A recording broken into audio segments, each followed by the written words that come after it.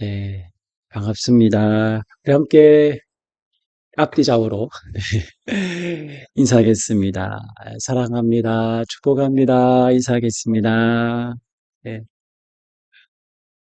네. 저는 겨울이 한편으로는 참 추워서 겨울이 참 싫거든요. 근데 또 한편으로 겨울이 참 또 좋습니다. 예, 춥지만 따뜻함이 느껴지는 계절이 참 이 겨울이 아닌가 생각하고요. 이제 대림절이 시작되면서 이제 겨울이 시작된 것 같습니다. 우리 교회력으로 사실은 이 대림절의 시작으로 마치 우리가 새해가 시작되는, 네, 교회력은 그렇게 시작합니다. 대림절을 기다릴 때 이 말 임마디절로 대림절은 말 그대로 우리 가운데 임하실 다시 오실 주님을 기다리는 절기이죠.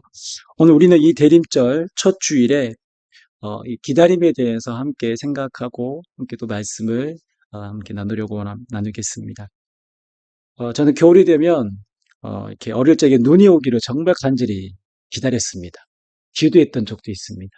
왜냐하면 제가 살던 포항시 남구 구룡포 읍은 정말 1년에 한 번 눈 오기가 정말 힘든, 네, 그런 동네였습니다. 제 기억으로는 한 초등학교 2, 3학년 때인가요? 그때 정말 어, 제 무릎 너머까지 눈이 이렇게 소복소복 많이 쌓였던 기억이 있습니다. 네, 그때는 정말 너무너무 좋아서 온종일 밖에 나와 있었는데도 하나도 안 추웠고요. 친구들과 눈싸움하며 눈을 굴림이 만들었던, 눈사람을 만들었던 그런 기억이 지금도 생생합니다. 그리고 기다림을 생각하면 떠오르는 기억들이 많으시죠? 네. 아이들은 이제 뭐 한 달 후면 아마 기다리던 겨울 방학이 시작될 거고요. 군대에 있는 군인은 아마 지금도 제대할 그날을 손꼽아 아마 기다릴 것입니다. 그래서 기다림은 때로는 지루하지만 때로는 한편으로는 참 설레이는 그런 단어이기도 합니다. 어제 결혼한 우리 여기 아름다운 부부가 이 자리에 함께 했는데요. 사실 코로나 기간으로 인하여서 예식장을 1년 전에 잡고 이제 1년 후에 결혼한 거잖아요, 어제. 그 1년을 기다렸습니다, 예식장을 이렇게 결혼하기까지. 네. 혹시 연애할 때는 우리 전사님과 사모님 중에 누가 먼저 기다리나요? 주로? 약속하면? 어, 전사님이 우리 사모님 참 많이 사랑하는 것 같습니다. 네. 사랑하는 사람이 먼저 기다립니다. 어, 이렇게 기다림이라고 하면은 사랑하면 그 기다림은 결코 지루하지 않죠. 네, 설레이죠. 사랑하면 기다릴 수 있습니다. 한국의 슈바이처라고 할 수 있는 그 장기료 박사님에 대한 일화를 잠깐 소개하려고 하는데요. 아마 아시는 분들도 있을 것 같아요. 워낙 유명한 분이죠. 이분은 6.25 그 한국 전쟁 당시 피난통에 가족들과 생이별을 하게 되었습니다. 1사후퇴 당시 자신들이 돌보던 그 환자들을 정신없이 막 트럭에 태우고 이게 남쪽으로 남하다 보니까 뒤늦게 보니까 아내와 자기 사남매 아이들을 다 북에다 놓고 온 것입니다. 어떻게 이런 일이 있겠나 하겠지만 우리나라에 얼마나 수많은 이산가족이 있습니까? 그 전쟁이 나면 가족도 뿔뿔이 흩어지는 일들이 이 비극적인 일들이 우리 역사에 고스란히 있었습니다. 이런 안타까운 가족과 헤어진 안타까운 일들이었습니다. 그렇게 이렇게 헤어진 이후에 장기려 박사님은 남한에서 무려 40년 이상을 독신으로 홀로 사셨습니다. 그렇게 살면서 아내를 많이 그리워했다고 합니다. 주변에서 이제 나이도 들어가는데 재혼하라고, 네. 이제 뭐 통일될 기미가 보이지 않으니까 이제 재혼하라고 그런 권유를 들을 때마다 이렇게 말했다고 합니다. 나는 내 아내에 대한 사랑이 크기 때문에 재혼하지 않습니다. 아내를 다시 만날 터인데 왜 재혼을 합니까? 아내도 오늘까지 참 사랑을 간직한 채 나를 기다리고 있으리라 믿습니다. 만약 살아서 아내를 보지 못해도 우리 사랑은 저 천국에서 영원할 것입니다.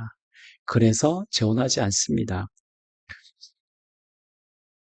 제 생각에 좀 고집이 세신 것 같습니다. 주변에서 사실 이렇게 권유하고, 또 제가 봐도 재혼해도 누구 하나 뭘 할 사람이 없는 그런 상황이지 않습니까? 그런데 끝까지 홀로 사셨습니다. 남편을 기다리는 아내를 기다리는 남편의 마음이 너무나도 참 애절하지 않습니까? 장기래 박사님의 이 아내를 기다리는 그 참으로 그 순백한 사랑은 참 많은 생각을 하게 하는 것 같습니다. 이 기다림에 대해서. 오늘 우리가 베드로후서 말씀을 우리가 함께 읽었는데요. 이 베드로후서가 기록된 당시에 교회도 여러 위기 상황에 처해 있었습니다. 외부로부터는 로마의 큰 박해가 있었고요. 내부적으로는 이단들이 성행해 있습니다. 거짓 교사들이 교회를 뒤흔들어 놓았습니다. 혼란스럽게 했습니다. 진리를 가장한 거짓 가르침들을 교묘하게 퍼뜨리고 있었습니다. 1세기의 교회 공동체는 아직 지금 어떤 교리, 신학이라고 하는 이런 뼈대가 갖춰지지 않았기 때문에 이런 이단자들, 거짓 교사들이 가르침에 넘어가는 성도들이 참 많았습니다. 이 거짓 선생들이 교회 안에서 어떤 일을 벌이냐면 이단자들을 끌어들여서 예수 그리스도를 부인하게 만드는 것입니다. 베드로후서 우리가 읽지는 않았지만 그 앞절에 보시면 3장 3절과 4절은 이렇게 되어 있는데요. 한번 제가 읽어보겠습니다. 여러분이 무엇보다 먼저 알아야 할 것은 이것입니다. 마지막 때에 조롱한 자들이 나타나서 자기들의 욕망대로 살면서 여러분을 조롱하여 이렇게 말할 것입니다. 그리스도가 다시 오신다는 약속은 어디 갔느냐? 조상들이 잠든 이래로 만물은 창조 때부터 그러하였듯이 그냥 그대로다. 예수님의 재림에 대한 약속, 예수님이 오신다고 말씀하신 그 약속을 굳게 믿고 버텨왔던, 견뎌왔던, 인내해왔던 믿음의 성도들이 이런 수많은 유혹과 미혹하는 말들이 쏟아졌습니다. 예수님의 재림에 대한 약속을 마치 비꼬듯 하며 그 예수님에 대한 믿음과 신앙까지도 부정하게 만들었습니다. 야, 곧 오신다고 하신 예수님 도대체 언제 오신다는 거지?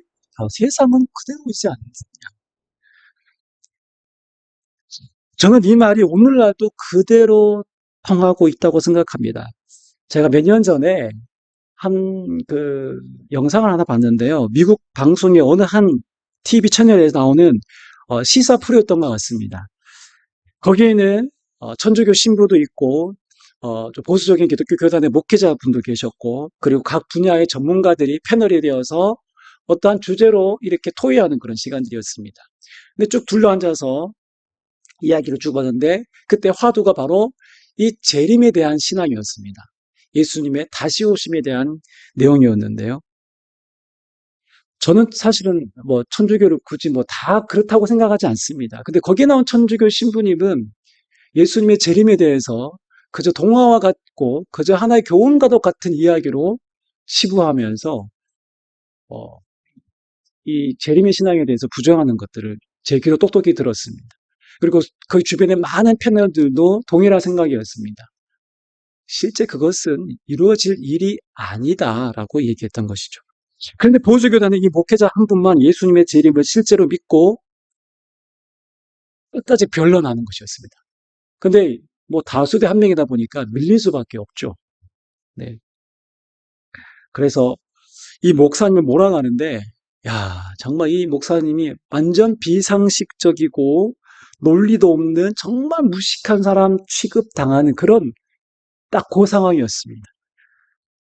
오히려 마치 UFO, 외계인을 믿는 것이 마치 더 상식적인 것처럼 보여지는 그런 장면이었습니다. 당시 믿는 성도들을 향해서 그렇게 비아냥거리며 재림의 신앙에 대해서 한낱 상상 속에 나오는 동화처럼 이야기하는 그들의 상황과 오늘 우리 주변에 이 현대를 살아가는 우리의 상황과 별반 다르지 않다는 것입니다. 그들은 예수님이 그들의 구주와 주님이 되신다는 사실까지도 철저하게 부인하게 만들었던 자들이었습니다. 문제는 자기만 그렇게 부인하는 것이 아니라 믿는 자들에게까지 이 거짓된 가르침을 교묘하게 전하고 퍼뜨렸다는 것이죠. 마치 오늘날의 신천지처럼 그렇게 활동했다는 것입니다. 초대교회 성도는 그리스도께서 곧 다시 오실 것이라고 생각했습니다. 그러나 이 약속을 바라보며 하루하루를 인내하는 성도들에게 거짓 교사들이 그렇게 재림에 대한 약속을 부정하고 속이게 만들었습니다. 그리고 그 말을 들은 사람들 중에는 아마 분명 혼란스러웠던 자들이 있었고 지금의 현실이 마치 그들의 말이 진짜인 것처럼 증명하는 것 같기도 보였습니다. 오신다고 약속하신 예수님 오시지 않고 그리스도인을 살아가는 오늘 현실의 무게는 점점 더 커져가고 있었던 것이었기 때문에 그렇습니다. 그래서 기다림에 지친 이들은 거짓 선생들이 주장하는 것처럼 내 몸이 원하고 내 마음이 가는 대로 살아도 아무 문제 없어. 때로는 흥청흥청 내가 원하고 내가 술과 온갖 쾌락을 즐기며 살아도 된다는 그런 쾌락주의가 한편에서는 또 성행했습니다. 그들의 말의 논리에 충분히 그리스도인들조차 솔깃하고 실제로 그 논리에 흔들리고 빠져들어간 이들도 있었습니다. 이러한 교회의 위기 상황에 베드로는 그리스도의 재림에 대한 약속을 다시 한번 오늘 본문의 말씀을 통해서 강조하면서 오늘 우리에게 유명한 말씀을 남깁니다. 우리 다시 한번 우리 세 번역으로 함께 읽어볼 텐데요. 자, 함께 읽어보겠습니다. 시작. 사랑하는 여러분, 이 한 가지만은 잊지 마십시오. 주님께는 하루가 천년 같고 천년이 하루 같습니다. 어떤 이들이 생각하는 것과 같이 주님께서는 약속을 덜이 지키시는 것이 아닙니다. 도리어 여러분들을 위하여 오래 참으시는 것입니다. 하나님께서는 아무도 멸망하지 않고 모두 회개하는 데에 이르기를 바라십니다. 아멘. 그리고 어떻게 하루와 천년이 같을 수 있습니까? 이건 말이 안 됩니다. 하루가 천년 같고 천년이 하루 같다는 말은 우리 인간의 시간 개념에서는 도저히 받아들일 수 없는 말입니다. 그렇다면 이 말은 무슨 말입니까? 바로 하나님의 시간에 하나님은 바로 우리의 어떤 시간과 공간을 초월하신 분이시다라는 하나님적인 관점에서 보았을 때에 이해될 수 있는 그런 말이죠. 그런데 우리가 8절과 9절을 좀 더 이어서 보면 하나님이 그렇게 말씀하신 이유를 우리가 조금은 알 수 있습니다.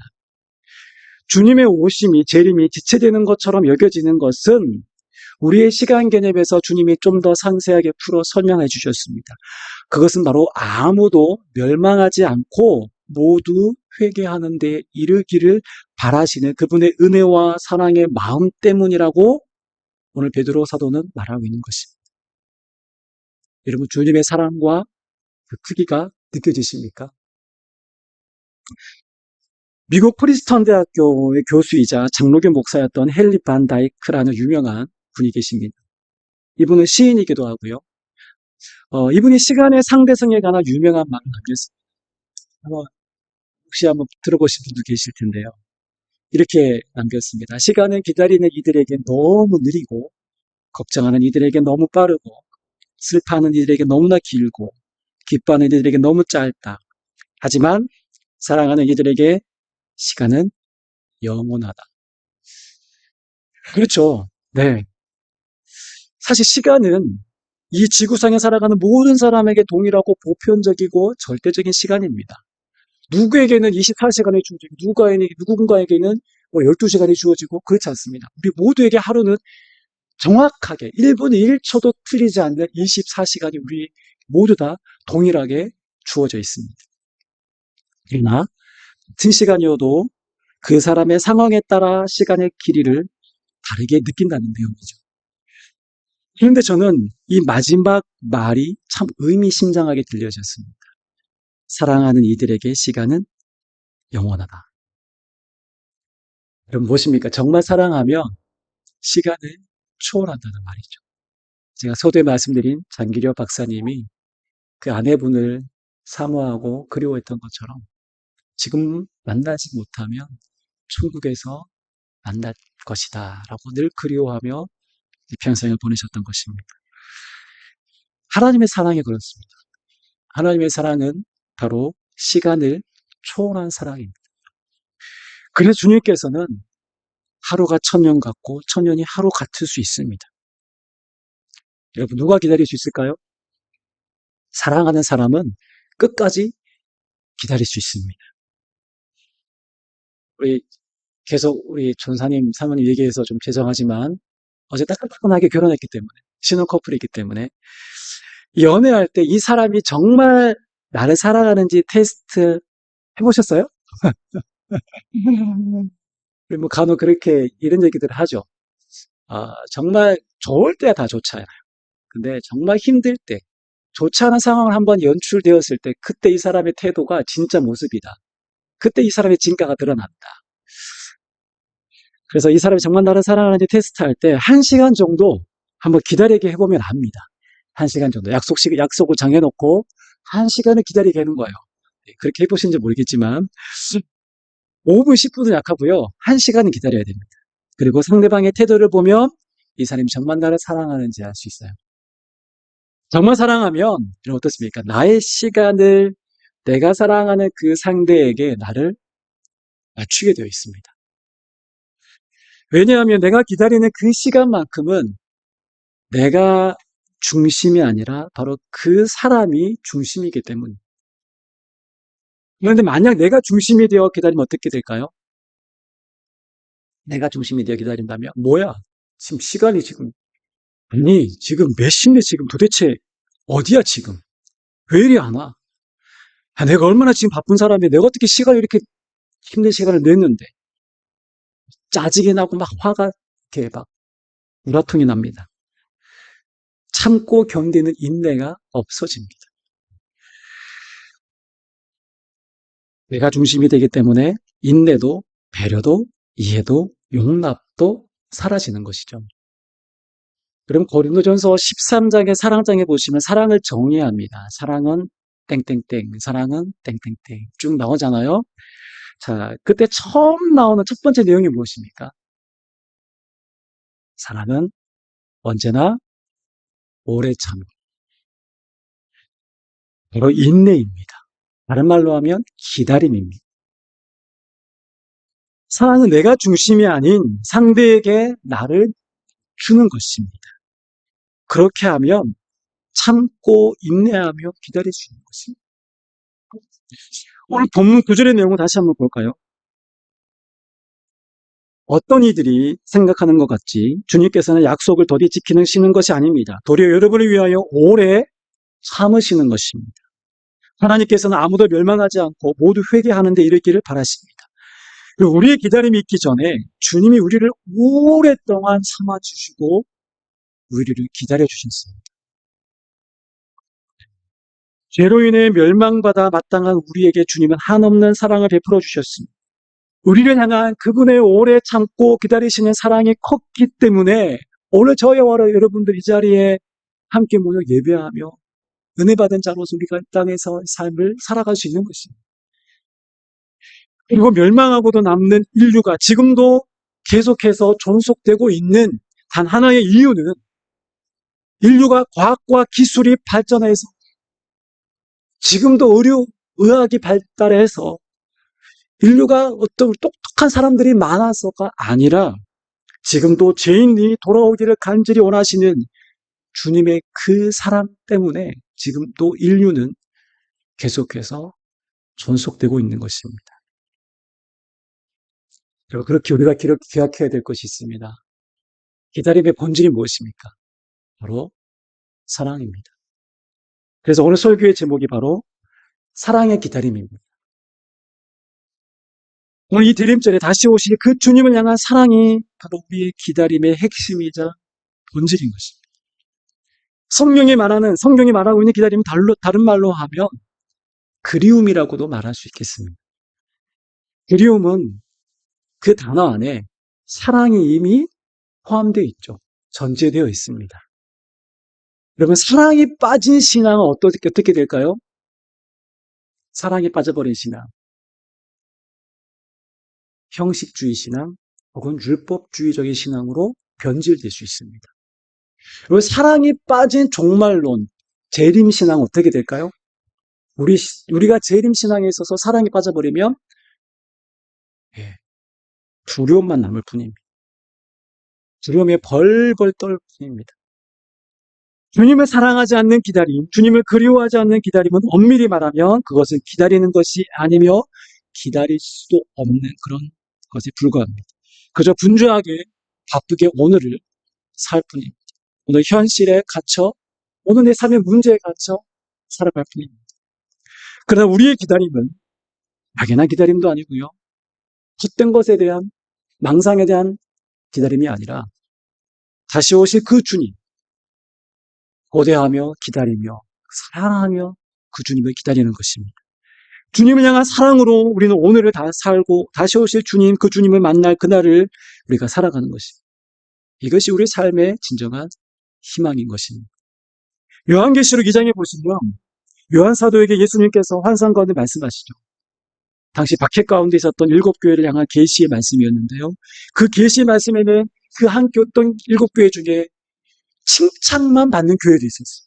그리고 칭찬과 책망의 말씀, 그리고 책망의 말씀을 받는 교회도 있었습니다. 특별히 우리가 7교회 중에 첫 번째 교회인 에베소 교회에게 하신 주님의 말씀을 우리가 기억할 필요가 있습니다. 에베소 교회를 향한 칭찬은 무엇이었습니까?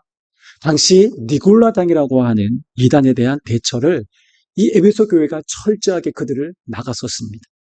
진리를 그들이 참 잘 지켜냈습니다. 그리고 고난과 환난 중에도 그들이 낙심치 않았고 잘 참아냈습니다. 그러나 이런 그들에게도 한 가지 부족한 것이 있다라며 주님이 그것에 대해서 지적하십니다. 그것이 무엇입니까? 바로 주님에 대한 처음 사랑이었습니다. 첫사랑이죠. 여기서 사실은 처음 사랑이라고 번역한 것이 분명합니다. 자, 우리 한번 같이 한번 우리 3절과 4절 말씀 한번 읽어보겠습니다. 시작. 너는 참고 내 이름을 위하여 고난을 견디어냈으며 낙심한 적이 없다. 그러나 너에게 나무랄 것이 있다. 그것은 네가 처음 사랑을 버린 것이다. 이 사랑은요, 바로 주님에 대한 사랑인데요. 여러 가지 해석의 차이가 있을 수 있지만 사실은 이 사랑 우리가 또 풋풋한 단순히 우리가 또 감정적인 어떤 첫사랑일 수도 있지만 좀 더 정확하게 얘기하면 가장 우리의 삶에 우선되어야 될 가치로서의 사랑을 의미하는 것입니다. 그래서 처음 사랑입니다. 이 처음이라는 것이 바로 가장 우선순위로서의 처음을 의미하는 것입니다. 주님에 대한 처음 사랑, 그 무엇보다 가장 중요한 사랑, 가장 우선되어야 될 그 사랑을 잃어버렸다는 것입니다. 아까 제가 얘기했던 것처럼 사랑을 잃어버리면 어떻게 됩니까? 우리의 신앙이 건조해집니다. 형식주의가 되어버립니다. 이 교리적인 신앙 되게 중요합니다. 교리적인 것도 우리가 아는 거 되게 중요하지만 교리적인 신앙만 우리가 갖춰져 있으면 그것은 때로는 신앙에 대해서 우리가 반응하기가 참 쉽지 않습니다.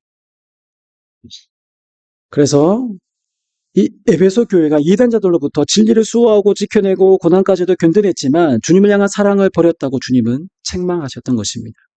왜 주님은 사랑 없는 그들의 신앙을 책망하셨을까요? 사랑이 바로 신앙의 핵심이기 때문에 그렇습니다. 가장 중요하기 때문에 그렇습니다. 아무리 우리가 교리적으로 성령에 대한 지식이 있어도 그것이 주님과 연결되어 있지 않으면, 관계되어 있지 않으면 그 교리는 그냥 따로 놀 뿐입니다. 교리일 뿐입니다. 그 성경에 대한 지식과 알미 철저하게 하나님과의 관계 안에서 이루어질 때, 그것이 사랑의 관계에서 세워질 때 그것이 우리로 하여금 영적인 성장의 귀한 재료가 될 수 있다는 것입니다. 고린도 교회의 문제가 무엇이었습니까? 그들에게는 최고의 리더들이 포진되어 있었습니다. 여러 가지 성령의 은사가 활발하게 나타났던 그런 교회였습니다. 그러나 사도 바울은 고린도전서 13장 소두에서 이렇게 말합니다. 내가 사람의 방언과 천사의 말을 할지라도 사랑이 없으면 소리 나는 구리와 울리는 꽹과리가 되고, 내가 예언하는 능력이 있어 모든 비밀과 모든 지식을 알고 또 산을 옮길 만한 믿음이 있을지라도 사랑이 없으면 내가 아무것도 아니요. 내게 있는 모든 것으로 구제하고 또 내 몸을 불사르게 내줄지라도 사랑이 없으면 내게 아무 유익이 없느니라. 이 사랑은 바로 주님을 향한 사랑, 더 나아가 이웃을 향한, 서로를 향한 사랑이죠. 이것이 주님께서 우리에게 주신 위대한 계명이었습니다. 여러분, 정말 주님을 사랑하십니까? 주님을 사랑하며 마라나타 주 예수의 오시옵소서라고 사모하며 우리는 끝까지 기다릴 수 있습니다. 오늘 베드로는 다시 오시겠다고 하신 이 약속을 확실히 붙잡으라고 다시 한번 선언하고 있는 것입니다. 어떤 미혹에도 흔들리지 말고 주님이 우리를 그렇게 사랑하셨듯이 주님을 사랑하며 인내하며 참고 기다리라는 것입니다. 우리나라에 그 판소리로 유명한 고전 소설이 있습니다. 잘 아시죠? 네, 성춘향전입니다. 저는 이 판소리로도 이렇게 많이 이렇게 옛날에 그 뭐 명절 때가 되면 자주 나왔던 것 같아요. 그래서 이렇게 어릴 때부터 이렇게 성춘향전을 자주 보고 또 드라마 비슷하게도 본 기억도 있습니다. 여러분 잘 아다시피 이 성춘향의 신분이 어떻습니까? 기생입니다. 그리고 이도령은요, 당시 명문 사또 집안의 아들이었습니다. 그런데 이들은 신분을 초월한 그런 사랑을 하게 됩니다. 단 한순간의 사랑이 아니라 정말 정말 깊은 뜨거운 사랑을 하게 되죠. 그런데 이도령은 아버지가 이제 관직 이동이 있어서 서울로 가게 되면서 이 성춘향과 기약 없는 작별을 하고 이도령이 약속하죠. 내가 반드시 너를 만나기 위해 다시 돌아오겠다. 다시 분명히 돌아오겠다고 약속하죠. 자, 그렇게 떠나갑니다. 이별했습니다.